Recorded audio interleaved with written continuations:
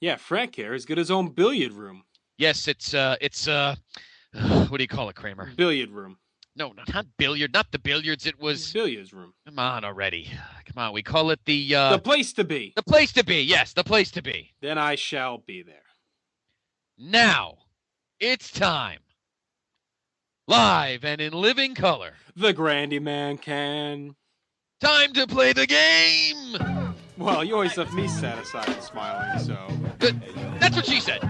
Why do I want this? I want to make bank, bro.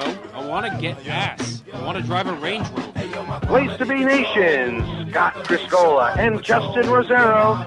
This is the Place to Be podcast. Very nice, Mr. Criscola. Oh, I'm sorry, Dennis. Let the story be told. Whether platinum or gold, we use breath control. So let the beat unfold. Intro on drum roll. We be the link like E-Tash and J-Roll. We harass like we was the Pogo. We can rule the world without courtesy, still blow. Finesse from SP to Casio. Your chance ain't deaf, you ain't fresh, you so. If you don't know us by now, you never know. We set that move when we move and prove the show. The name of the game is survive and move your flow.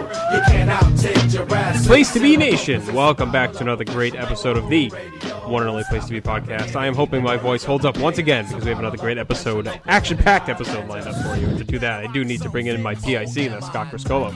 Scott, why the heavy breathing already? I'm stretching. We're crossing state lines tonight, so just getting my non-throwing arm ready. But JR, it's always good to hear your voice, and you don't sound as grizzled as. Well, it's weird because I feel like when we were talking earlier on the phone this afternoon, I did. And it was like a 24-hour scratchy throat. It was very odd.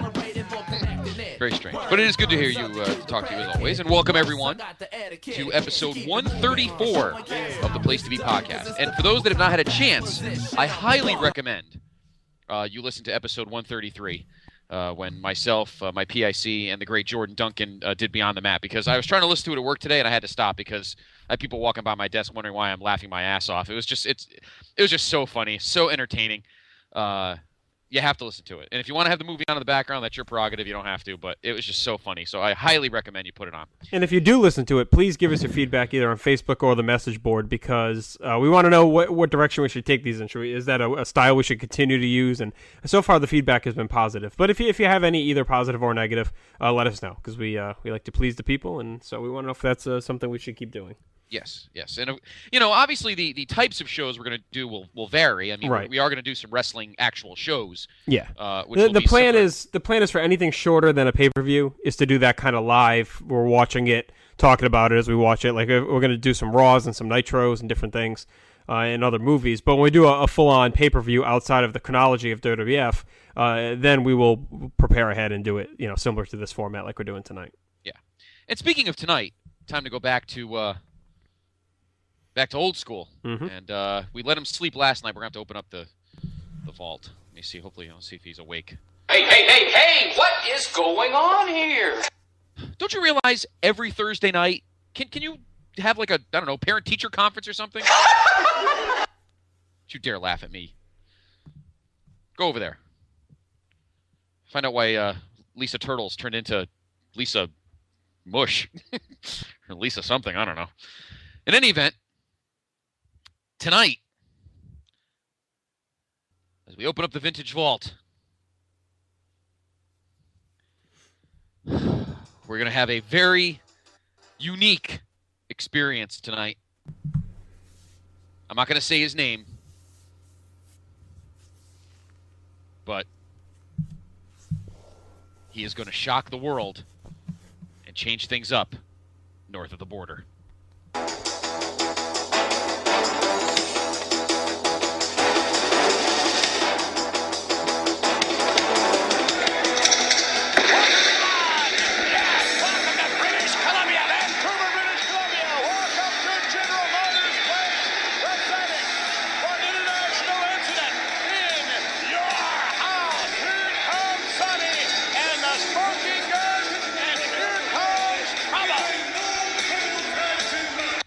Right into the action on this episode. And what were they shorting the creativity budget that month? I guess so. We don't even get Todd's voiceover or anything fancy like that. But in any event, VKM kind of stole my thunder like he usually does, and let you know what's going on tonight. For tonight, in the Vintage Vault, on the Place to Be podcast, we bring you, in your house, international incident. This is Frank Costanza. Hi, Frank. Is that played off the old answering machine that was at Barry Blaustein's house? Yes. Yes, it was. Oh, God. And a very, it's one of those unusual pay-per-views because I think a lot of people feel like they have fond memories of it, but as you go through it tonight, you're really only going to have fond memories of one match, to be honest with you. So, ready to dive right in? Oh, yeah. Is your throat cleared? We're ready to go? Ready to go. Ready to go. July 21st, 1996. Live from the General Motors Place in Vancouver, British Columbia. Fairly new building, I believe. Yes. Well, the Grizzlies had just started that year, right? Yes, I believe they did start right that year. And was it 95? Had they already played a full year? Yes, because they started the same time the Raptors did. And I think the Raptors started in 95 too. And of course, the Canucks probably were already starting to play there too. They used to play because 2 years prior. Well, I don't know, because 2 years prior they must be playing here because. Well, Scott, there's no reason to speculate. You know, I always have the info for you. I know because we have to know who the Sugar Tits mascot was. Yes. So dive right in. Did you look ahead so you don't give us every single band that ever walked through this country of Canada? Yes, I will. Okay, good. All right. So the General Motors Place actually opened in 1995. Okay. They broke ground July 13th, 93. Opened September 21st, 95. The Vancouver Canucks and Grizzlies opened the building in 95. Okay. The Vancouver Ravens of the NLL played there for 3 years. The Vancouver Voodoo of the RHI. Do you know what that is? You're very good at obscure sports usually. Yeah, that's true. It's got to be hockey. The H must be hockey. Roller Hockey International. Ah, there we go. Okay. It also housed the 1998 NHL All-Star Game, the 1998 NBA Draft, the 2006 NHL Entry Draft, and the 2010 Winter Olympics ice hockey events. Yes, it did. So, there you go. Yep. And numerous bands played there. Since then, I'm sure we'll just leave it at that. We know Rush played there anyway. So. For sure. All right. Your attendance, I'll tell you, JR, this is pretty good. 14,804. That's a great crowd for a secondary pay-per-view in 1996. Yeah, and let's see. It holds... the most it holds for basketball, for a concert, it says 19,000, so we're just probably short under a sellout. Okay, but still, though, even for 1996 standards, that's a great Yeah, crowd. oh yeah. Yeah, it was pretty much, it says ice hockey from 95 to 02, and, only held 18,422. It's probably a similar setup in a way with the, ringside area and everything. So I would say it's, it was close to a sellout. Yeah. But yeah, impressive nonetheless. Yep. Yep. Buy rate, not great as normal, 0.37. Your announcers, and this seems to be pretty standard now. Pretty much two play-by-play duties. Of course, the usual VKM, Vincent Kennedy McMahon, Jim Ross, and the King, Jerry Lawler. Doesn't really change between now for the next over a year. Yeah, so. it's a while. Yeah. All right, JR, why don't you let everyone know what the free-for-all match was? Our free-for-all features a guy that we talked about briefly at our last show, and we will talk about him briefly here as well, because we don't talk about these guys until they make their pay-per-view debut. But Justin Bradshaw defeats Savio Vega. So a year after his stars began to fade, Savio Vega now jobbing in the free-for-all. So yes, and Savio's lookalike was on Beyond the Mat last night. Yes, he was. You accused me of being a racist, even though it did look like him. All right. Well, it's not like I'm saying Jordan Duncan looks like him. I mean, geez. Okay, let's get right down to business. Opening match, and we already heard the one of the teams that were in it because you heard their entrance theme. Your World Wrestling Federation Tag Team Champions, Billy and Bart, the Smoking Guns, the Rodeo Cowboys themselves, with their voluptuous valet, Sonny, in a non-title match. Interesting. Taking on Skip and Zip, the Body Donnas. Why were the titles not on the line? Hey, this is probably your problem, not mine. I think it was just a standard old... I think they were really trying to focus on Sonny being, a very good manager that protects her champions, protects the belts. So I think that was the theory here that... she's not going to put them on the line against the Donnas until they earn the title match, and she was just fucking with them. I think that was pretty much the theory there. Yeah, most likely. So we had so our opener was a non-title match, similar to kind of what Bobby Heenan did. Yes. To the for the Brainbusters in the opener of SummerSlam '89. Now, of course, that match with the Hart Foundation is one of the greatest pay-per-view tag matches of all time. This one isn't. Yeah. It's not horrible, just a bit though. short. Yeah, it's not horrible though. Good standard match. two good teams. It's funny. A few people on our feedback threads, JR, over the last couple of shows, really have been slamming the tag division. What do you think of the tag division right now?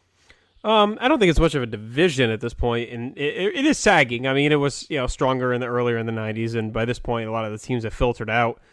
And I mean, the division is mainly made up of the Guns, the Body Donnas, the Godwins, and the New Rockers, who we haven't really seen yet. But outside of those four teams, there's not much else going on. And I'll give them this. I mean, they stayed focused on it. We usually get at least one tag match a show still. It wasn't, faded out completely. So it was just kind of a watered-down division. And it'll pick up in the next couple months. This is really... actually, I think SummerSlam is the lowest point that it gets. And we'll see when we do that review next week. But... I mean, it definitely wasn't an impressive division, and I'm kind of surprised that they phased some teams out and let guys go, like a Men on a Mission, like a Heavenly Bodies. Teams. Well, I guess Zip is here, so that's why Heavenly Bodies are going. But and we know the mistake they made with Men on a Mission. Well, as a heel, I mean, they could have stayed as a heel team around this time. I'm just saying that it's surprising that they kind of turfed as much talent out, even if they weren't the best teams. Well done. Even I mean, there's a lot of teams that were hanging around. Team 2000. Yeah, anyone. I mean, just to have involved. Instead of having these same four teams. I mean, the Guns and the Godwins. They fought like a million times on Raw around this time. So, right. But whatever. I mean, the Guns as champions, I think, are fine. It's just that the depth of the division isn't that strong. They're almost becoming bigger than division at this point. Right. I think so too. And obviously, it's kind of sad that it's also sad that the tag division's pretty much been dictated by wherever Sunny goes. She's pretty much the linchpin now. Yeah. Oh yeah. Whoever. I mean, they basically built the division around her, so that was the point. Yeah. And before the match, as the Guns are entering, we get a backstage promo with the Body Donnas, and they announce that Cloudy has left, no longer the manager, and they said that she gave them, she showed them, or she, I guess, Schman showed them that they could do it without a manager. They didn't need Sunny. That they were competent enough to get things done. So it was just they kind of used her as a confidence booster. So Cloudy is now gone, and the Body Donnas are solo or duo, yes. I guess.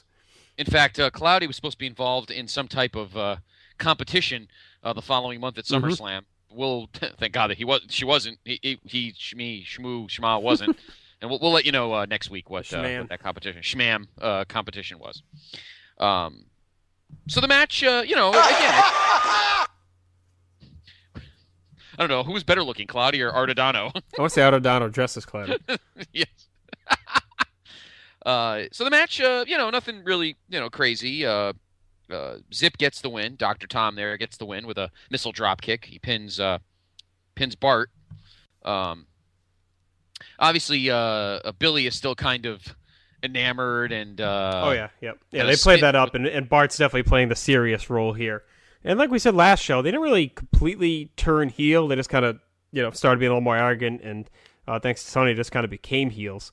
And that was I watched this match again the other day, and they were talking heavily on the commentary, really pushing that theory that the Guns had a little bit of an attitude change and kind of becoming more aggressive and more, basically douchebags is what JR was saying. So they, but yeah, Billy definitely infatuated with Sonny and definitely infatuated with the Glory and all that. So, but the Body Donnas give it a go. I mean, this isn't a bad match. It's pretty. I mean, at the end of the day, these four guys are despite what would become of Billy Gunn eventually, they're pretty good workers at this point. The Guns were a very effective tag team, and right. Candido and Tom Pritchard were also very effective in the ring as well. So the match itself is okay. I mean, it's by the book and it's standard. It's just the Body Donnas just weren't very over as a face team. That's the problem. So there's not much heat behind this match. It's not like people weren't clamoring to see the Body Donnas win the titles.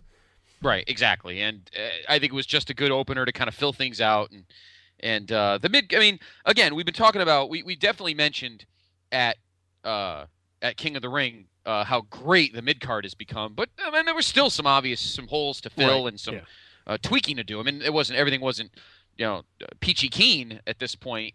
It's just that Vince was starting to develop some really great pieces. More of them on this show coming up, but there were still some holes they needed to fill. Still some things they needed to tweak.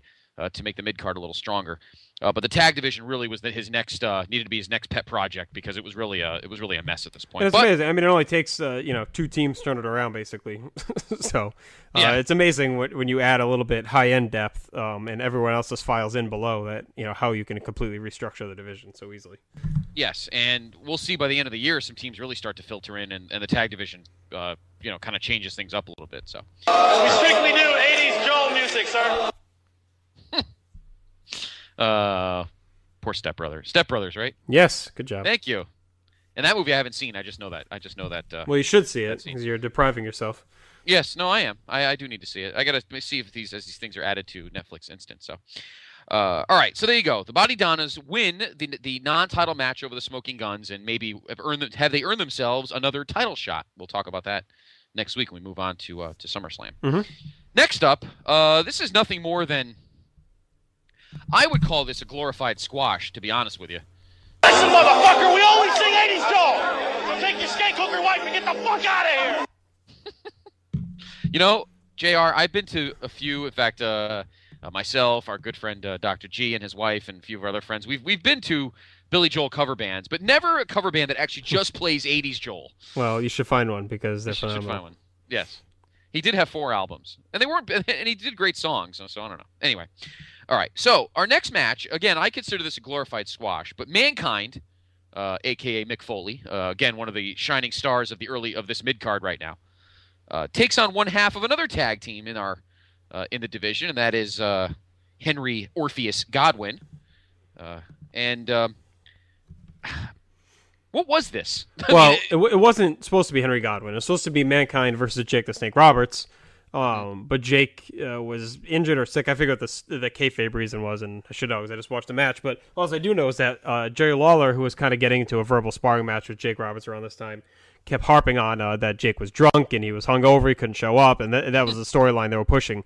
So throughout the whole match, he's just really making cracks on Jake. Jake's drinking and being off the wagon and all this stuff. And so Henry's just kind of filling in here, just kind of face du jour to throw in. I don't know the real story behind Jake. I don't know if it was always supposed to be that just to push the Lawler feud or not. I'm not sure. I guess. I mean, irrelevant to that matter. Mankind gets the win. Yeah. It's about a 7-minute match. It's nothing earth-shattering. In my opinion, it's just a glorified squash, and obviously to pump up Mankind for his big rematch with the Dead Man next month in Cleveland.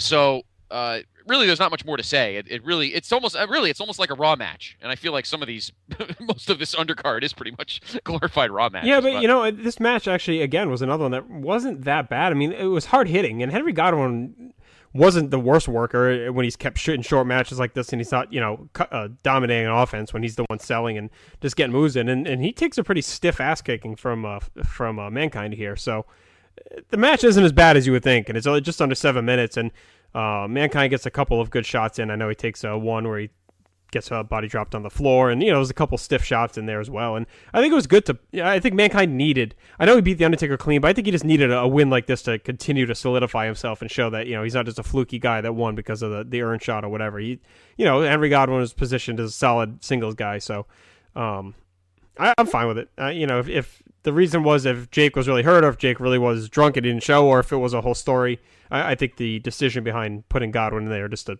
put Mankind over was fine. Yeah, I think so too. And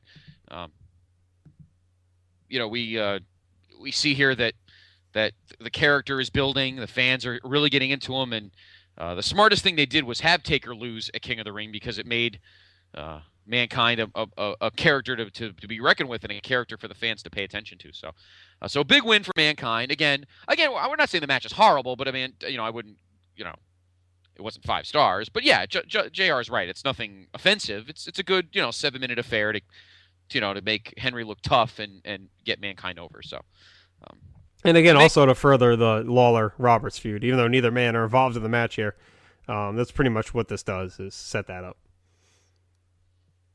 Yes, and that build we'll talk more about next week, but yeah.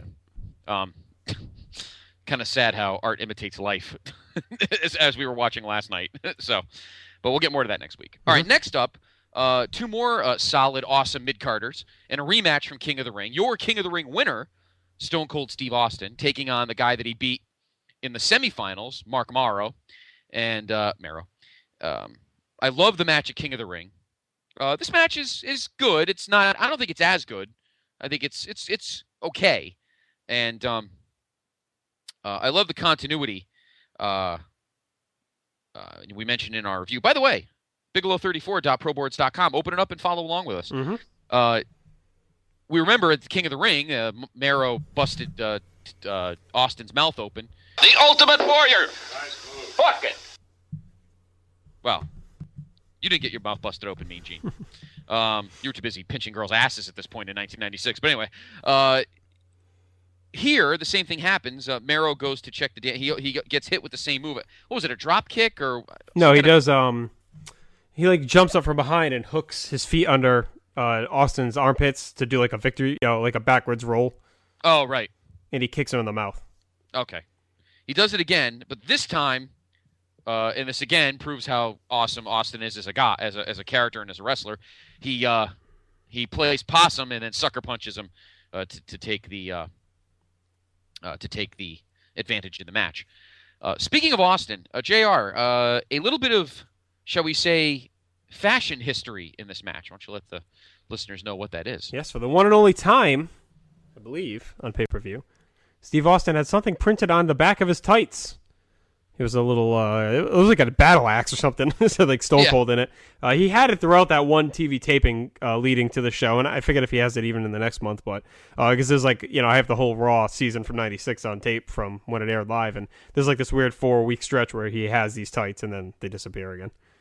Yeah, well, the logo is pretty stupid. Yeah. Well, probably for the best anyway. Yeah, no, I did. But anyway, it's kind of like WrestleMania 12, where Vince put something on the canvas and realized I don't really like that, and never did it again. So, and again, this match, nothing crazy. Again, just another match to kind of forward both these guys' characters. Mero, do you think he's getting de-pushed here, or do you think it's just Austin's just the guy that needs to go over more? Yeah, I think they were just trying to play off the King of the Ring match. I think Austin just needed to go over. And, I mean, it is weird because Mero was pretty hot going into King of the Ring, and now all of a sudden, he drops 2 pay-per-view matches in a row. But he bounces back pretty quickly. Well, you also realize, and we mentioned this at King of the Ring, that unfortunately Mero's kind of like collateral damage from the curtain call, because I'm assuming these 2 months, had he not gotten punished, he probably would have wrestled Helmsley in these spots. So, Austin got the recipient of wins. Mero, unfortunately, gets the collateral damage because Austin's the hotter mid-carder, and Helmsley, he's nowhere to be found. So his punishment continues. But he snaps out of it soon. So, but yeah, this is also, typical match. Nothing crazy. Austin wins with the stunner. And as the months progress, not only in work rate, but also character, Austin just continues to grow. I mean, obviously, immense amount of confidence from that awesome promo at King of the Ring. So he's on cloud 9 right now. I almost feel like, and we said this last week, I almost feel like they don't know really what to do with him yet. You right. Get that feeling? Yeah, because it's like they weren't ready for him to get this hot this quickly, and they had other guys kind of lined up for things, and the IC division, you just put the title on Abed Johnson, and you want to keep him strong, so you can't. And he's almost being booked as a main eventer on some level, so you can't just stick Austin in an IC title feud with him because one of them has a job. So he's kind of in this weird no man's land. But I thought this little mini feud keeping going with Mero was fine, and he keeps busy on Raw. He has different little matches here and there. So, but from here, over the next 6 weeks or so, he's kind of floating a little bit in limbo. Mm. And that's fine. I mean, he's at least able to be on camera. He's doing his thing. He may not have any specific direction, but at least, they're not ignoring him. That would have been the worst thing to do. That would have been pure stupidity. But they're not, let's put it this way. They're not striking while the iron's hot, but they're keeping the iron warm. They didn't totally freeze it after the promo at King of the Ring. So he gets the win here, stays hot. And Mero just kind of he's kind of lukewarm at the moment because,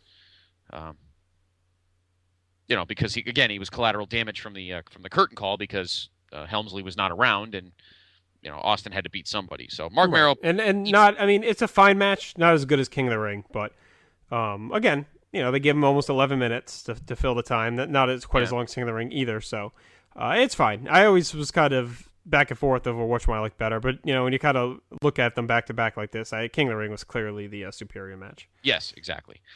So we're 3 matches into our to the show, and as you can see, you're this you're not really This setting might the be world a 40-minute vintage vault, the record. Yeah, you're not really setting the world on fire right now, but we're gonna get to the last 2 matches. We'll eat up some time, but why don't we take a quick break? But instead of listening to hearing from our sponsors, and we thank our sponsors, WrestleChat.net, etc.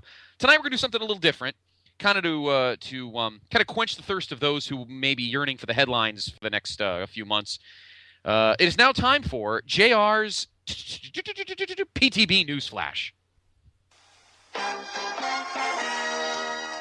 All right, PTB Nation. This past Monday, we got a preview of things to come with a special 3-hour Raw, and the return of Mr. McMahon, who appeared with various characters throughout the show and also did his best to emasculate John Laurinaitis. The major news to come from the show, though, was that Alberto Del Rio's out of this weekend's pay-per-view with an injury.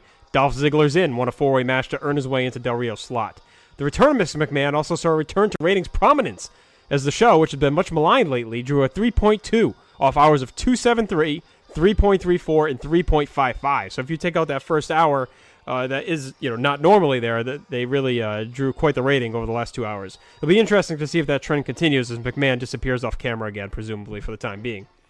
In a quick trip through WrestleChat news, Vince McMahon continues to be enraged with Randy Orton, who has reportedly been quite indifferent over his suspension. Many advisors are still pushing Vince to release Orton from his contract, and the prevailing opinion is that if he does return, it'll be in a mid-card role only.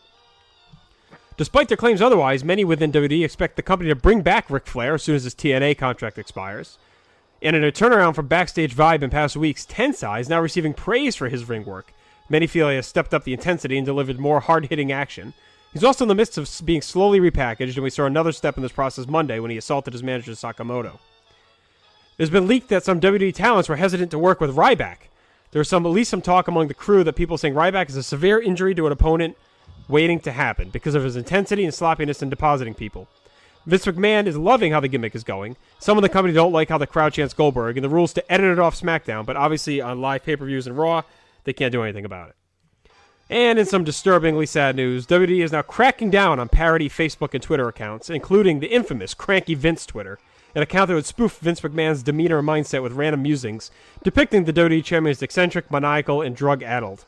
It drawn alarming concern from organization officials since last year, who believed it was being controlled by an employee within proximity of McMahon due to the personal nature of the tweets. The account would often post messages based on things he had legitimately done or said at work, sometimes minutes after they occurred.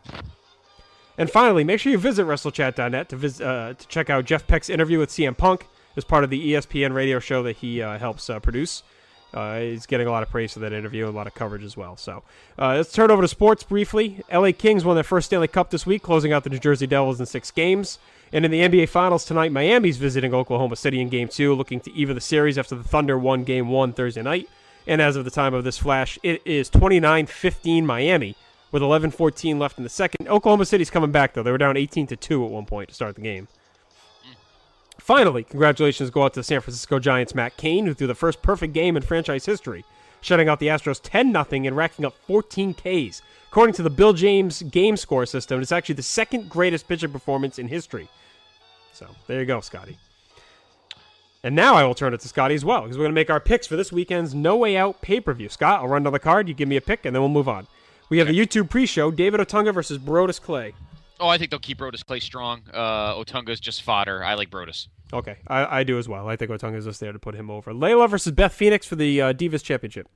I think this is where you're going to see Beth Phoenix finally win. They kind of sold the whole Layla's knee injury thing on Raw. I think Beth will take advantage of it, and I think she will. I think she'll finally win the title back on Sunday. I agree. I think it's time for Beth to regain the belt. I think Layla, they put her in a position to fail, and I think it's going to continue to be a downward trend for her for a little bit until they can reestablish her. Christian versus Cody Rhodes for the Intercontinental Championship. It's going to be an awesome match. I actually think it's going to be the match of the night, and I think Christian retains the title. I go back and forth on this one because I could see them maybe wanting to elevate Christian with Randy Orton out. So I wouldn't be surprised if they put the title back on Cody here. So I'm going to go with Cody. I think they put the title back on him and they elevate Christian up to back up to the world title level with Orton being on the shelf. Okay. All right. In a match just added, it's Santino Marella versus Ricardo Rodriguez in a tuxedo match, non-title. Oh, God. I feel so bad for my friend Anthony. who's one of our loyal PTB followers. He's actually going to the show Sunday night. It's mid-card. This undercard is just so bad. I think Santino wins just because. That's what I think. Yeah, I'll take Santino here. I think it's just a little comedy fodder to kind of keep the crowd busy. All right, in our first world title match, CM Punk versus Daniel Bryan versus Kane. A lot of people think that Daniel Bryan's going to win this because they put Kane in there, so Punk doesn't have to eat the pin. But the guy is a machine right now, and I don't think right now they should tamper with any of the equations. Punk is the hot guy right now. He's pretty much carrying this company. Just keep it going. So I think easily. Punk wins this match to retain the title. I do too. I think AJ is going to end up with Punk or Bryan. I don't think she ends up with Kane. As hot as that was, I think it's just kind of a tease to fuck with Kane. So I wouldn't be surprised if she ends up with Bryan and they do screw Punk and put the title on Bryan, but I'll pick Punk here. Play it safe. And in our other world title match, Sheamus versus Dolph Ziggler. I definitely think Sheamus. The whole Orton or the Del Rio injury kind of wrecked everything. I think Ziggler is just a holdover at the moment. I think it'll be a good match. Ziggler, I think maybe he's a little bit motivated here to kind of get back in the groove. He's been kind of in a rut the last few months, so I think he'll put on a good performance. But I think Sheamus retains the title. I agree as well. It's nice to see them elevate Dolph. It's too bad though that he's gonna lose another title match because he's just he's just here to fill in. I'd almost rather have them use someone else here to eat the title match, but I like Sheamus as well. And in the main event, John Cena versus Big Show in a cage. If Cena wins, Johnny Laurinaitis is fired per Vince McMahon. Well, there's actually a stipulation that's been added apparently according to the Silverbacks, so take it for what it's worth. I think you saw it on Lords of Pain, but if Cena loses, he's fired. Oh, okay. So does that open now here's an interesting thing though. Does that open the door for Cena to take some time off? Oh, possible. But if he takes time off, then they're in a lot of trouble. I don't think they can. I don't think they can with Orton on the shelf and going to 3 hours. So I'm gonna say the Laurinaitis gets canned, or there's some kind of screwy double something where they both escape the cage at the same time or something like that. Yeah. And obviously Vince is going to be there, so he may cause some kind of shenanigans as well. But I'm going to take Cena to win the match. Okay. I guess I will too. As always, don't pick against Cena. So, all right, PTB Nation, there is your news flash. Hope you enjoyed it. Now it's time to head back to our Vintage Vault In Your House International Incident. John Cena Sr., a.k.a. Johnny Fabulous, the richest, the most wealthiest, the most handsome man in the world. I have the women, I have the yachts, the cars, the money, and you have to go to work every day. Well, you know what? This is J-Fab saying to you, this is podcast? Is that what it is? What is it? The Place to Be Podcast. There you go. You hear what he said? He said, another worker, because I hire him, the Place to Be Podcast. Good old J-Fabs. Good old J-Fabs. Did you have that faint taste of some Kowloons right now? Yes, I could go for that low. I ate that thing for like 4 days. Oh, it's delicious. All right. We, of course, are in Vancouver for In Your House International Incident. Now the last two matches. Here we have a feud that... It's funny. The Undertaker goes from not having nothing going on to being like in 4 feuds at the same time. Obviously, his feud with Mankind is just getting started, but before that, he was in the midst of a feud with the then, now former World Wrestling Federation Intercontinental Champion, the bizarre one, Goldust. And it was a pretty simple match, kind of long, and I don't know, not that good. These two never really had any chemistry. I feel like they both had certain move sets that just didn't mesh well. Yeah, the characters didn't really. I mean, they're both stalling, methodical, strike-based, and yeah, just they didn't. Both men kind of needed something more exciting to make their matches more exciting at this point in their careers. Yeah, obviously, Goldust is nothing more than kind of fodder here because Mankind comes in and causes. Hulk Hogan, we coming for you, nigga. It was about this time actually that no, it was earlier in the year. No, it was 97. Oh, so it was after that. Yes. Why did I keep thinking it was 95? Oh, I guess those guys were baby faces then. Interesting. So Mankind comes in. Why? That has to be a heel that says that? Well, I wouldn't want to be a babyface and say that. We're coming for you, Savio Vega, or your look-alike. Anyway, Mankind comes in, interferes. He comes through the ring, so he's even now stealing Taker's way of interfering now. Yes. And causes the DQ. So Goldust is nothing more than fodder here. Well, Goldust and Mankind had a little weird union going on at this point. I believe it had started. It continues pretty much into the fall with the two of them and Marlena and this whole thing. And we'll see Sable start to get involved at our next pay-per-view as well. But they had this weird little relationship going on, the two of them. Where Goldust, we'll get to it. It's over.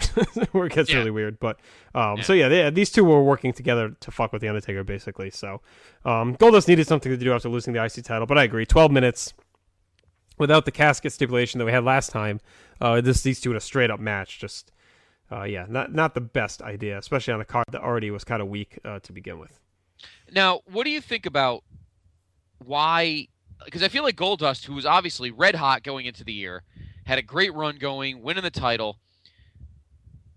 And I feel like now, after he loses to Ahmed at King of the Ring and lost the Intercontinental title, that he's now suddenly been shunted, off to the shelf. Instead of, he still was a great character, still very mysterious, still very bizarre, and they really could have kept things going. And instead, you lost the title, okay, and now you're done. Like, did you get that feeling he was kind of like cast off? No, because if you watch some of the Raws, he was still pretty heavily pushed. He appeared almost weekly, or at least bi-weekly, and there's a couple Raws coming up where he received a title match, or he finished high in a battle royal. There's different things that go on where he continues to be pushed. So I don't think he was completely forgotten. I mean, look, he gets a pay-per-view match, where a lot of other guys didn't at this time. So true. I think he's still on their radar. I think they just really wanted to get the title on Ahmed, who was red hot, and just kind of slow Goldust down just a little bit. I don't think he's off their radar completely, but okay. All right, so Undertaker gets the win by disqualification. A match a little over 12 minutes, and it's not, it's not one of the greatest matches on the planet. But Taker's ready for his big SummerSlam showdown deep in the bowels of Cleveland. But we'll get to that next week. All right, we are now hustling along, and we are already. Oh my God! Well, before we get to that, I don't do any tricks. Well, what's sad is you could have fit in this match here. We would have had to switch your $134 ticket, but you would have come if you were, I'd rather be in the upper mid-card than breathe. But what's funny is that before we get to the main event, somebody was going to do this eventually. It was just a question of who could get away with it. And kudos to this knucklehead sitting behind the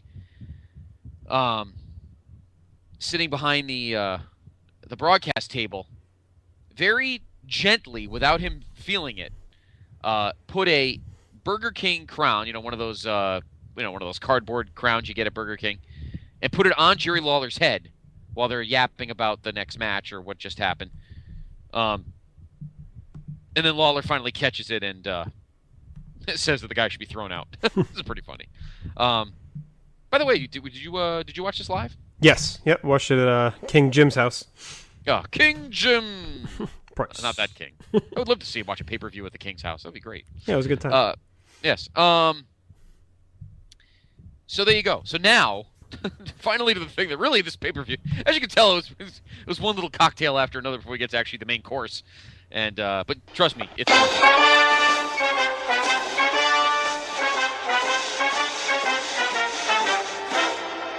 Hey, PTB Nation, it is now time for the Rob Houston Memorial Hacksaw Jim Duggan Update.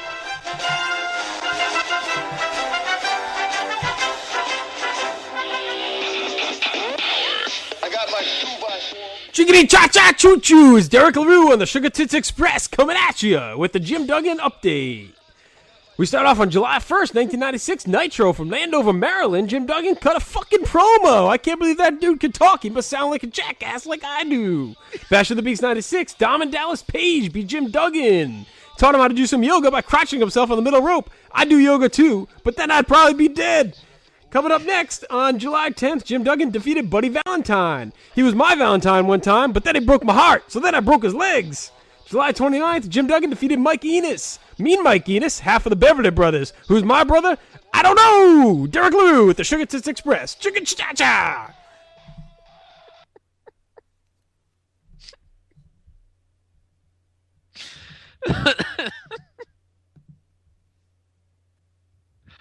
Oh, boy. You know what's great about this is I actually look forward to these now, which is really kind of sad. Oh, yeah. I turned you around. You used to sigh and moan and piss when the Jim Duggan update came. Oh, my God. You know what's really sad about this? I don't know if Graham Cawthon will ever want to do one again. I want to hear him do the Sugar Tits, LaRue. Oh, my God. Yeah. Oh, my God. Oh, with the drawl? Oh, man, that would be great. Oh, my God. Who else in the Morning Zoo? I think the Morning Zoo should be... Tits. Yeah. I think it should be... I think the Morning Zoo should be Graham, obviously Sugar Tits, the host, and his sidekick, Roland. Yes. The twins. And the question is, who's got the bigger pair of sweatpants? Yeah! Who's got the more sexier bosom? Do you prefer triple D or quadruple D? And why do they put my bedroom in Beyond the Mat? How many cats do I have? Yeah! Wow! All right. I think you have to have the silverback on there too, munching up words. We could have the guy giving death threats again. Okay.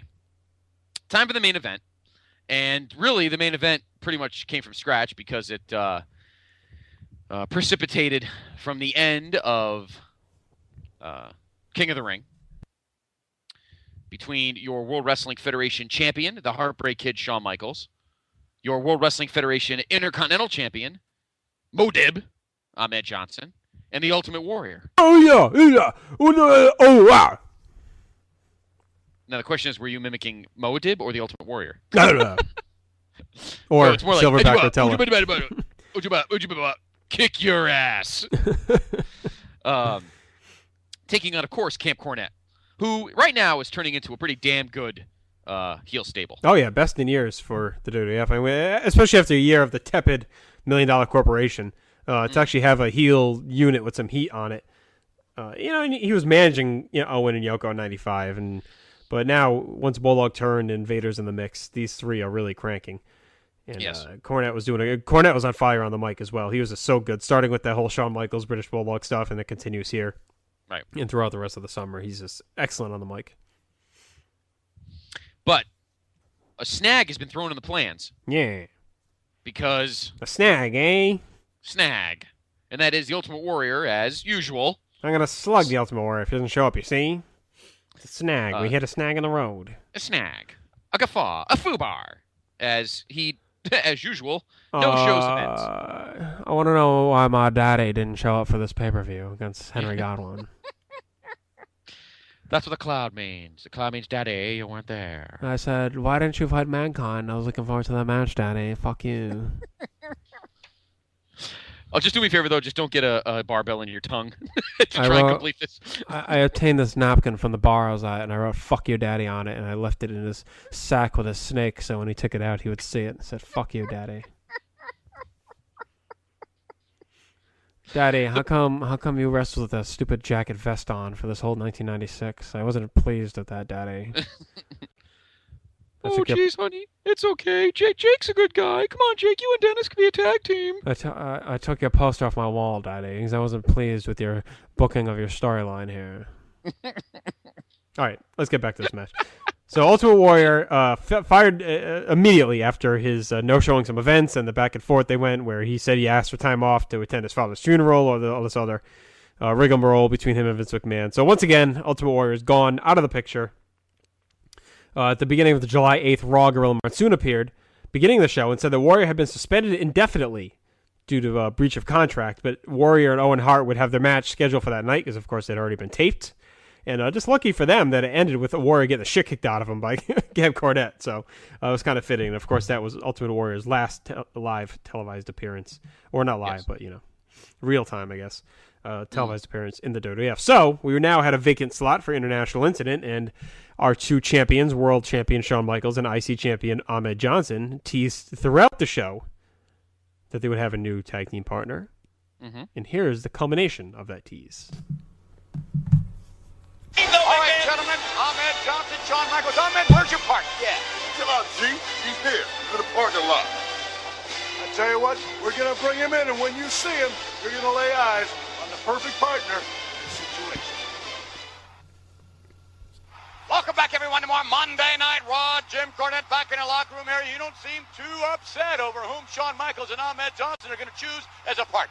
Why would I be upset? It's been a real productive night for Camp Cornette because the Ultimate Warrior's out of the picture in more ways than one. And Shawn Michaels and Ahmed Johnson, they're just bluffing. They're trying to buy time. They ain't got no partner. They don't have anybody do the Jimmy. Of course not, King, because nobody in their right mind would step into that spot to be their partner in that six-man tag. After what we just did a little while ago to the Warrior, right. I happen to know that all the WWE superstars, they already have prior commitments. Yeah. So nobody in their right mind would step into it. All the other guys are taken. So Shawn Michaels and Ahmed Johnson, you're bluffing. July 21st, International Incident. I promise you this.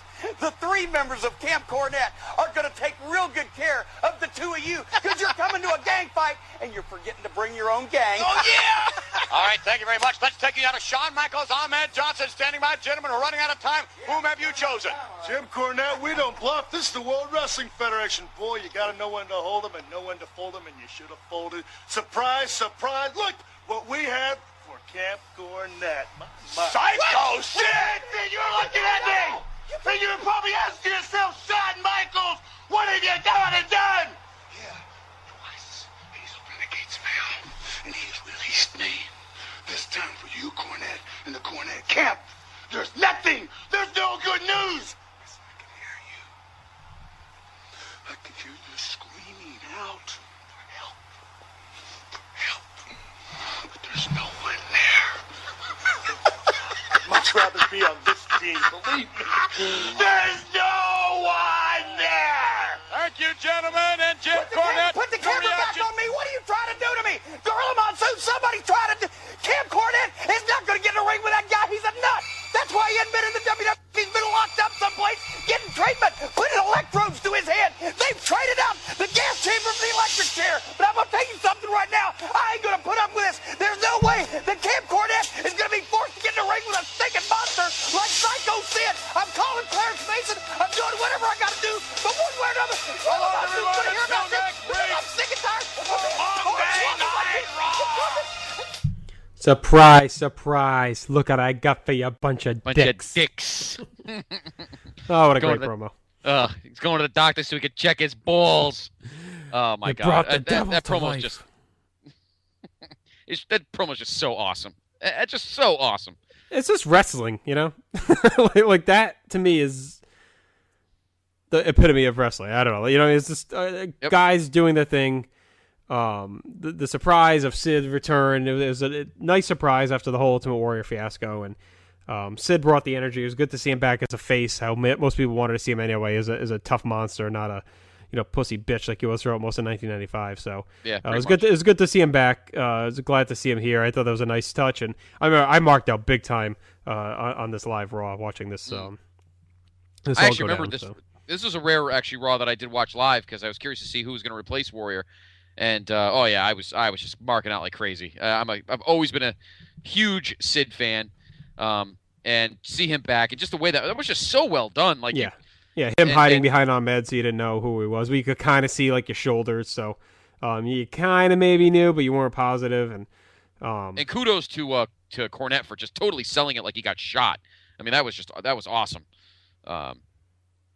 And why don't you explain? Why don't you let them know what happened? Was it the following week, I believe, or was it the week before this show? Well, this was because this happened 2 weeks before the show. Okay. And then the following week was the go home show, and Camp Cornette was brawling with Shawn and Ahmed in the parking lot, and a Crown Victoria comes flying in, crashes into these barrels, almost runs everyone over. Sid jumps out of the car and runs Camp Cornette off. So Sid just looked like a maniacal, crazed monster here already. It was great. Yeah. And I was happy that Warrior was back in '96, but it was no competition for this fired up, piss and vinegar filled Sid, who really just had so much energy and brought so much excitement, and he would have the run of his career now coming up. So, but just these 2 weeks worth of promos and segments gave us plenty of fodder to joke about over the next 20 years, well, 15 years. Yes, but I do have one more piece of build up. This is from Superstars prior to the pay-per-view. Okay. Warrior and Ahmed Johnson, notwithstanding Owen Hart's matchup this week on Raw, All right, I didn't realize this was my bad. I played them out of order. I didn't realize that was beforehand. So. Oh, that's all right. It's only the Ultimate Warrior. Yeah. Yeah. I mean, Sid was just. This is a guy that was just in his element now. Just an absolute, just a crazy, psychotic lunatic. And I mean, the whole Crown Vic just driving in the middle of nowhere, just freaking almost killing everybody. That's just Sid. For those that were young and didn't understand the early Sid, in NWA and WCW, and only knew the Sid from *95, this is a very, very different Sid. This is the Sid that everybody knew, and yes, yep. And it just added so much juice to this 6-man tag, and this is easily one of my favorite guilty pleasure matches of all time. And I've learned now, and I've realized. You've gotta be kidding me. I'm not kidding you, not at all. I don't think it has to be considered a guilty pleasure match. I don't think it's like, to me, guilty pleasure is something embarrassing. To me, this is an awesome match. I don't think there's anything, guilty pleasure about it. I think it's something that people should want to see and enjoy because, anytime you take 6 top guys like this that have a lot of heat and a lot of fans behind them, and you put them in a ring, it's usually good results, especially a lot of veterans like this. Now, Ahmed was shaky, and you can say what you want about Sid, but the other 4 guys knew how to work a match beautifully. And even Sid knew how to put together a match. I mean, Ahmed was really the only novice here. And he had enough wild, youthful energy to make it work, So, but when you give these guys 25 minutes to just tell a story and build the heat into the finish, you're just going to get a great product no matter what, whether it's on TV or pay-per-view or even a house show. So, and just the pacing of this match is incredible. I mean, it's nonstop. I mean, even the big guys, Vader and Sid and Ahmed. I mean, even they're going nonstop. There's really no dead spots in this match, and it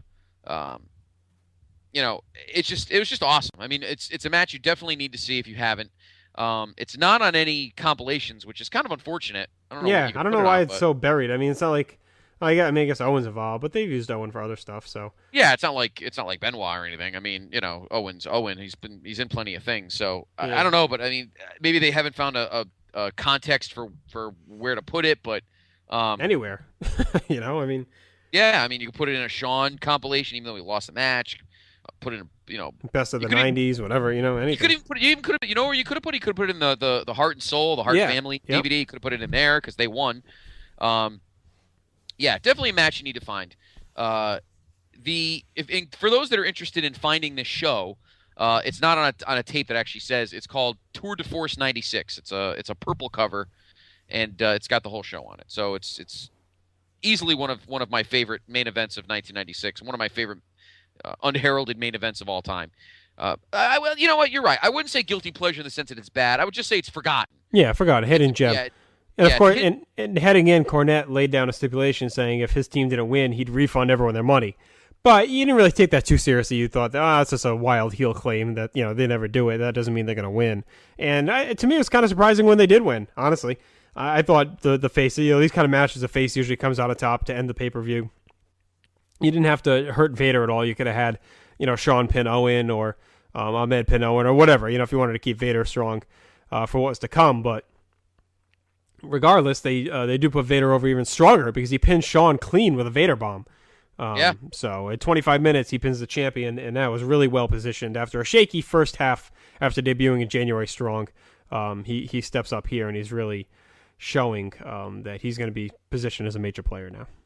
Yeah, and again, I just feel like the booking pretty much since the beginning of the year, the booking has definitely changed.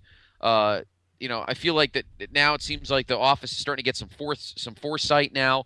Well, when you have the horses, to do it, it means more as well because you got the guys that you can trust to throw out there that are going to get the job done for you. You don't have to worry as much about hiding any deficiencies because they had a very strong roster at this point, and they were just utilizing them correctly, and more of that legit sports build and the hard-hitting action and the basic pro wrestling storylines and build-ups, and like that's all. This whole match wasn't sold on any tricks. It wasn't sold on any gimmicks.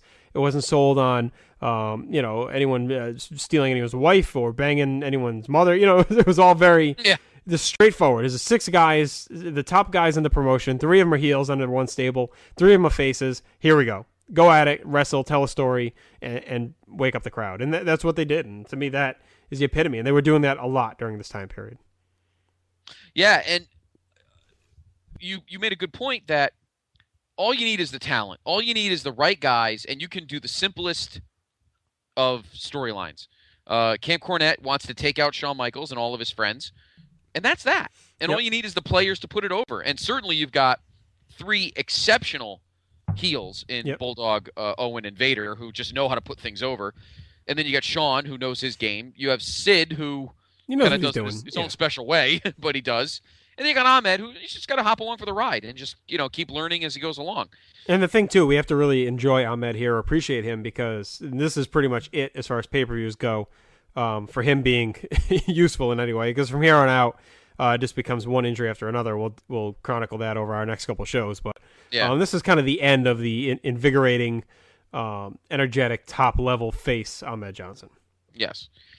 Pretty soon he starts to look like Modib. He starts talking like him too. But really, the guy that just puts this thing over is no question Sid. Yes. He just adds so much, like you said, just so much energy and just jacks everything up. And the great promo, and then the Crown Vic, and everything's just the upper part of the card right now is just so great. Yeah, I want to rewatch this match again because I was trying to rewatch the whole show before we did this review, and I only got a couple matches in. So I wanted to watch Steve Mero again, and I wanted to watch this. So I'll probably pass over Undertaker Goldust, but I do want to throw this match in because it's been a long time since I've watched it. So me too. But I know it's definitely one of my favorites. Yeah, I think the last time I watched it was when we wrote the show. So, all right, so there you go. Again, a great main event. Mm-hmm. 4 stars. The rest of the card, yeah. Yeah, really, it really carries the rest of the show. Now you watched it live. What were you thinking when Shawn got pinned? I was surprised. I mean, I definitely was. I mean, well, I wouldn't want to say super surprised. It's not a shock that Vader would pin him in any way because Vader was still being built up well. But it's still a surprise to see your champion job on pay-per-view like this in a match normally set up to the faces, like I said, to send the crowd home happy. So to end the show with Vader pinning Shawn was a surprise. So, but it was clear at this point where they were headed for SummerSlam with Vader picking up that win. Right, exactly. There is your In Your House International Incident. Pretty crisp show, but show goes about as fast as we described it. It's fine. I mean, the commentary's solid. The storylines are solid. It's just that the matchups were lacking just a little bit. So, but the main event definitely carries it to at least a watchable 2 hours. Exactly. I wouldn't go. I wouldn't. If you have the tape, fast forward it to the 6-man tag. Maybe you can find it on YouTube. It's a match worth watching. The rest of the show is it's all right. The question we have now is, what does PTB Nation think of this show? So now, before we get to that, or I guess we can do that first. I didn't know if you wanted to talk about what was going on down south during this time. Well, yeah, we should talk about it. Yeah, we should. All right, let's do the feedback though. Let's close out International Incident, and then we'll go back and we'll talk about that. Okay. All right. Let's go to your feedback. Your International Incident feedback. How about I'll start tonight. Okay. All right. We begin with Jared Incel. Missed the feedback for King of the Ring, so I'll give my brief thoughts on that first.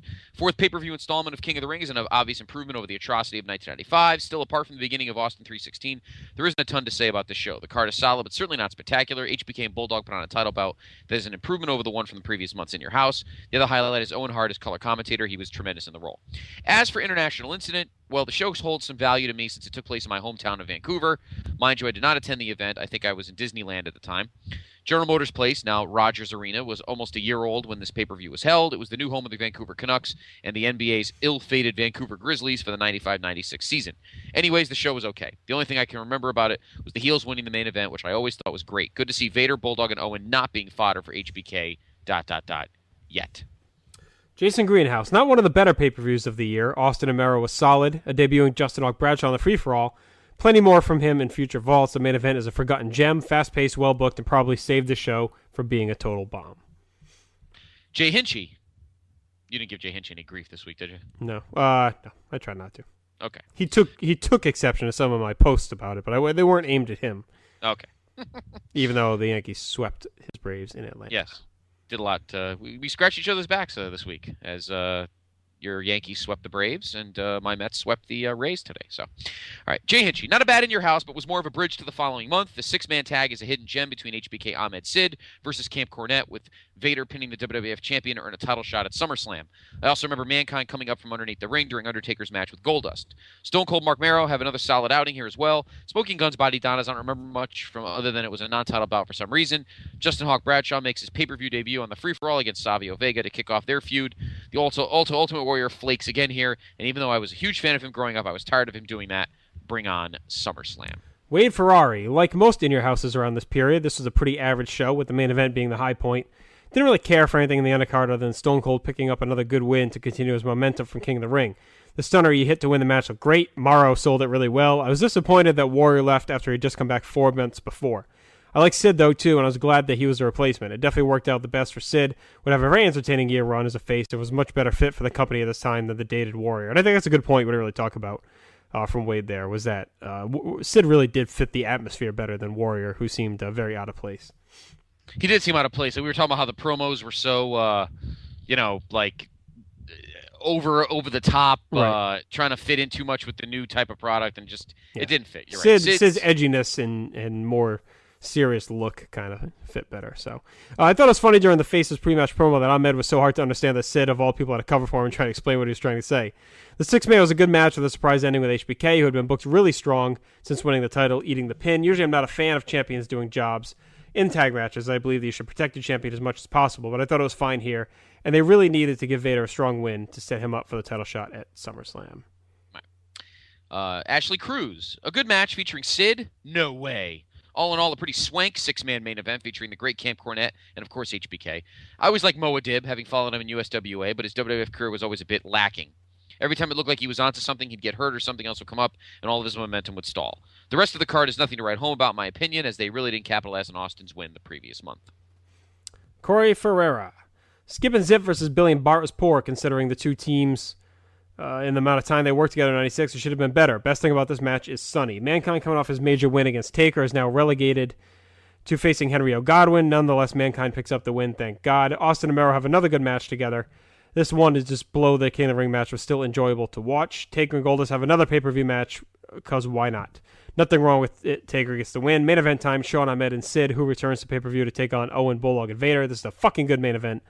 Looking at 4 out of the 6 workers is not a surprise. Ahmed and Sid are carried to a good match by Shawn, Owen, Davey, and Vader. And here's the Meltzer ratings. The opener was 3/4 of a star. Mankind and Henry Godwin 1 1/4. Austin Mero 3. Taker Goldust 2. And the main event 3 3/4. Okay. Mr. Austin Pfaff. Mr. Pfaff. In your house time again. Body Donna's Guns was average, and Sonny was still looking great. Mankind still looking strong. Austin Mero put on another gem here. These two really did work well together. Taker Goldust was not good. Too slow of a pace, and the ending with Mankind helping Mommy was just weird. The six-man was a very good main event.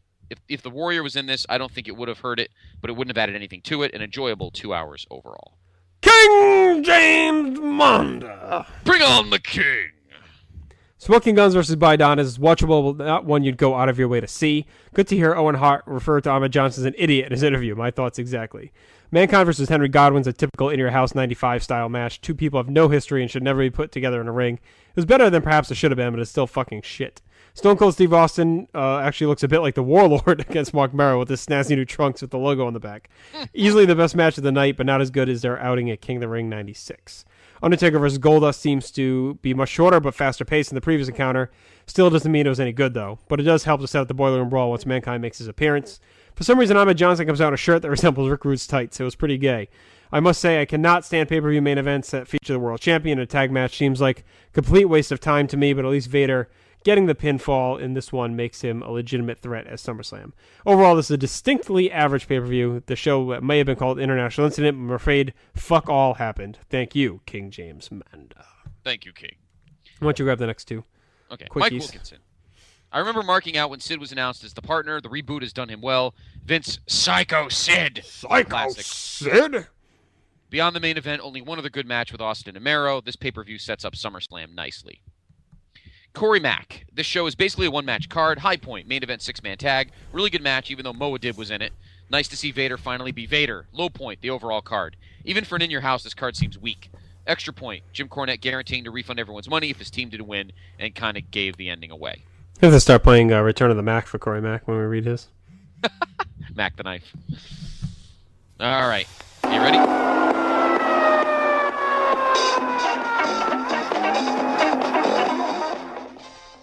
Okay, international incident, including the free-for-all match. Justin Hawk Bradshaw versus Salvio Vega is not a bad match. I was kind of jumping on the Bradshaw bandwagon a little at this time. Now the pay-per-view had the buy-down is going up against the Smoke Guns. Pretty good tag team match to start us off. Well, this is where the Guns are starting to fall at this point, so it sucked that the Guns didn't win here. So now we come to Mankind take on Henry Godwin. I didn't take Mankind serious at this point.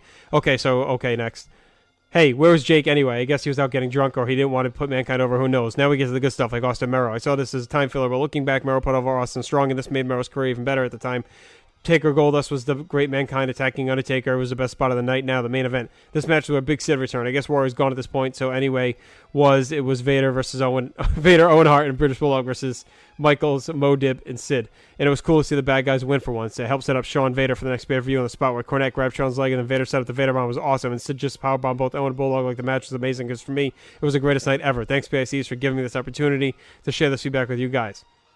Plus, what was good about the month of July, the NWO had just formed, so July was a busy month, and 1996 is not over yet. Yes, we'll get to that in a moment. Thanks, Fazio. One half of the power trip from Down Under, Dave Hall.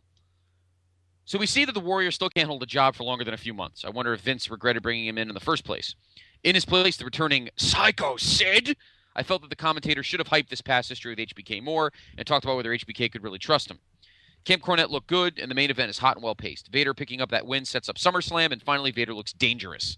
The rest of the card is very average, though. Vince decides he has to finish the Undertaker vs. Goldust series, even though Taker is now fully entrenched in a feud with Mankind, who gets to beat up Henry Godwin.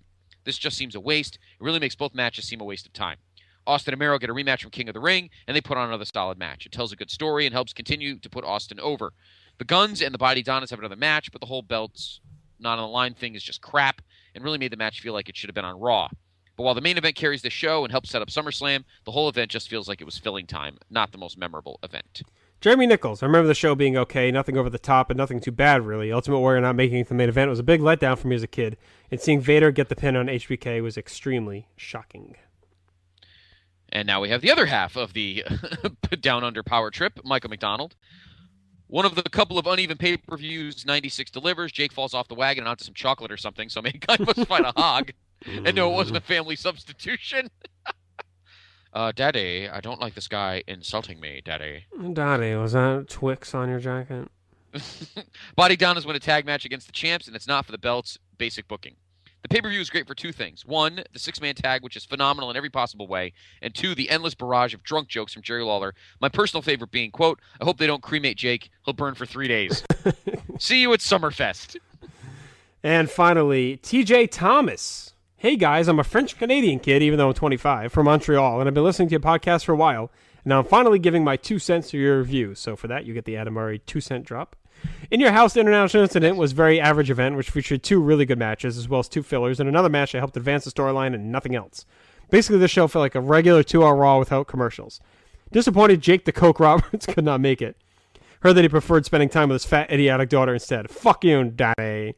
Steve Austin and Marc Mero put up a very good pay-per-view match. Fun to see that Austin in 1996 is more technically sound than the 2000 Stone Cold. Also in this match is the debut of Stone Cold Steve Austin logo on the back of his trunks. It's so awesome, in fact, that I think he never kept it after this match. The 6-man tag was a great main event as a team of Pinky and Half a Brain, HBK and Sid, along with Mo Dib, had some good chemistry together. Lots of cool spots in this match too. Vader getting the pin on Michaels is a very good way to build up their match for SummerSlam the following month. All in all, an average pay-per-view at best with some good developments and some decent action to set up SummerSlam, which to me is an underrated event in its own right. Anyway, guys, take care and keep up the good work. And thank you, TJ, for checking in. Hope to hear from you in the future. Yes, TJ. Number one, you get the Adam Murray 2 cents. You don't get a free latte, though. And since you are French-Canadian, you're immediately on JR's favorites list because he is a mark for French-Canadians. And someday, maybe you could be managed by Johnny Polo. Fuck you, Scotty. All right, there's your feedback from International Incident. Great job, Fuck everybody. you, Sugar Tits. I don't like you stealing my clothes from my closet, so please put them back. All right. So obviously, next time you want to borrow my bra, just ask Sugar Tits. And please don't have any cat hair on it, please. All right. So Wow. we need to finally talk about what was going on besides what Jim Duggan was doing in WCW. All right.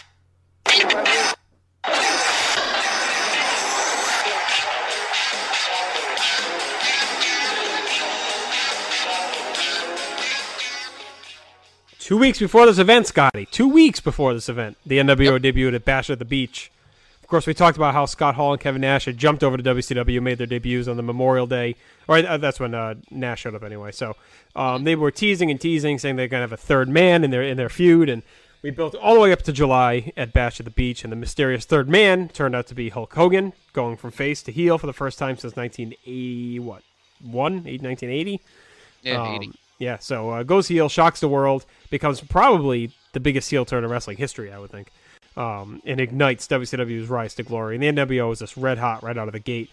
People could not get enough, and it made WCW from something that only diehard wrestling fans or Southern fans knew into something was a mainstream production that everyone knew. So major storyline going on here. Were you following this at the time? Yes, I actually, Dr. G and our friend and I, we actually bought Bash at the Beach, so we watched it live, and I actually, I didn't know what to say. I was stunned. Words could not describe how I felt, because being a Hulkamaniac and an orange Kool-Aid drinker from very young age. I didn't. What do you say? I didn't know what to say. I mean, I was stunned, and from that point on, it just got red hot. And I actually, I bought an NWO shirt, and I jumped on the bandwagon. I won't deny it. I definitely watched this. I'm pretty sure I watched this scrambled, so I knew what had happened, and I was definitely shocked that it was Hogan. I just really wasn't thinking at the time. And I'm sure people kind of more in the know on the internet. I know it's kind of rumored, but not really. And there are many other rumors: Bret Hart, Sting. I saw Mabel one time out there, rumored Yokozuna jumping. There's like a million different ones. Now, what's funny is I remember watching it, now that I'm thinking about it, and my memory is very vivid. I remember my friend looking at me when Hogan was walking up the ramp, going, "Why isn't he high-fiving anybody? He looks mad." And I said, "Yeah, he really isn't high-fiving anybody." Well, Dusty kind of gave it away as he came out anyway. He was just like, maybe Hogan's the third man. Or no, Bobby, one of the two. Bobby says it, not Dusty, and the Dusty kind of poo-poos it. But, so they teased it a little bit as he was coming out, but you still don't really expect it. And then when he drops the leg, that was it. And history was made. He drops the name at the end of the promo, New World Order of Wrestling. Yep. And there you have it. And then Tony goes off the air and says, we're done, we're out of here. And what do you say, go to hell or something? Yeah. Hulk Hogan, you can go to hell. You can go to hell. Yeah, so we're off and running. And from this point, for the next almost 2 years, Vince McMahon is working from behind. Yeah, definitely. Well, no, they go back and forth a little bit, don't they? I don't think he takes over. WCW takes over just yet. I think it's a little bit later in the year. I think they still go back and forth, just a little, not much more. Right. But the NWO ignited things, and they had those great nitros around this time where they were at the MGM studios outside, and just very memorable shows. Yeah, and the ratings started to spike, and we would be on the dawn of an incredible era of wrestling, because obviously we're talking about WWF really trying to find its identity again, WCW really now suddenly exploding, and then we keep forgetting, but we should not, about that wild card there, the stepchild no one wants to talk about, the elephant in the room, and that is ECW, which was slowly growing as well, and obviously when we get to 1997 we'll get into it a lot more, because still to this day one of the most incredible years in the history of wrestling, but we've got plenty of time to get there. And maybe we'll put that Nitro on our short list. I think we have it from 24/7, the one where maybe we'll do the one now. Oh no, you know what, let's do the one screw it, you want to do, I know we had something else planned for next week, but maybe we'll do that instead. You want to do the one the night after Bash of the Beach? If I have it. Oh, you definitely have it, because that was an early 24/7. It is? All right, I'll have to go dig the tape up then. Okay. Yeah, we could do that. Let's do that next week. We'll do that live in real time next week for our summer of vintage. Summer vintage submission. So, all right, let's go to wrap things up, Scott. That was a good episode. Glad we got to talk about the NWO finally. Read all the feedback. Talked about International Incident. Hope you guys enjoyed this. This is kind of our banner week for us. between the new format, and I hope you guys like the newsflash as well. So please let us know with your feedback on the message board, bigelow34.proboards.com, or on Facebook, Place to Be Podcast, mainly through our live chats page. That's where a lot of the action happens nowadays. So I hear through the grapevine there may be some Greenhouse specials coming, so we'll see. Oh, good. Hopefully we'll get those out there. So if you haven't listened to Beyond the Mat episode with Jordan Duncan yet, please do, and get us your feedback there. Visit Graham Cawthon's historyofwwe.com, wrestlechat.net. Check out Jeff Peck's interview with CM Punk. It's a good one. And also follow us on Twitter at PlaceNumber2B Podcast. And that is it. PTB Nation, have a great weekend. Happy Father's Day to all you fathers out there. And with that all said, we will talk to you next week with the Nitro following Bash on the Beach, as well as SummerSlam 1996. Case Daddy. Hey, guys. Oh, big gulps, huh? All right. Well, see you later. The odds stood up so high, you need a strength most don't possess. Or has it ever come down to do or die? You got to rise above the rest.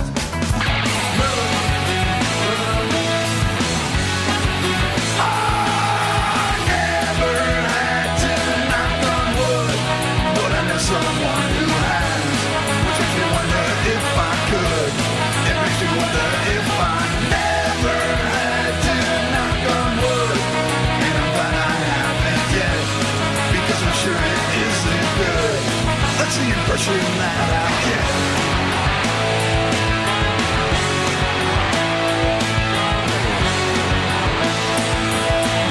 I'm not a coward, I've just never been tested. I'd like to think that if I was, I would pass. Look at the tested and prepare before the grace go on. Might be a coward, I'm afraid of what I might find out. Never had to knock on wood, but I know someone who has, which makes me wonder if I could. It makes me wonder if I never had to knock on wood, and I'm glad I haven't yet, because I'm sure it isn't good. That's the impression that I get.